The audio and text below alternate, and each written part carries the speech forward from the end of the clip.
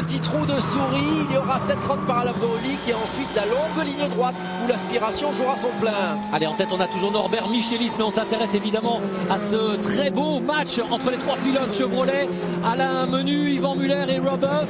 Yvan Muller qui est désormais à l'intérieur et côte à côte avec Alain Menu, et ces deux-là qui se rapprochent petit à petit, mais aucun ne veut rien lâcher. Et il y aura Roboff qui vient aussi se coller contre le pare-choc d'Yvan Muller, il le pousse même tellement il est aspiré. Il donne un petit peu d'aspiration, mais là ça sera un petit peu trop fort. Et regardez, oui, c'est Roboff qui est venu dézinguer Yvan Muller, qui s'est rattrapé miraculeusement. Je ne sais pas si sa voiture est endommagée, mais en tous les cas il est reparti, alors que Tarquini lui s'est loupé à la chicane. Surpris, le pilote italien aussi surpris par ces trois bleus qui partaient à la dérive, qui avait emporté Yvan Muller au freinage.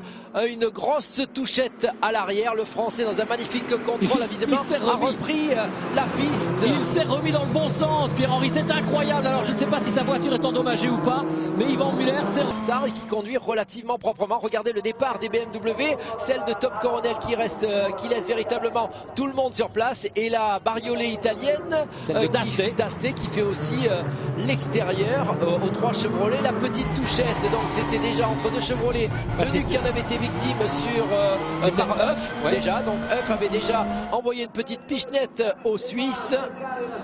Il a continué par la suite sur le Français. Exactement. Et là on revoit, vous voyez la voiture qui s'est carrément légèrement soulevée. Tarquini a eu une grosse frayeur, on a évité l'incident, mais... Pour Tarquini, il n'y a pas eu de contact, c'est juste le tête à queue, un léger contact, mais c'est probablement le passage de la bordure de travers. Regardez l'arrière qui se soulève, un 360 pour le pilote français. Regardez, je peux vous dire que cette vitesse-là, ça va vite, ça fait peur, on revient dans l'ordre comme si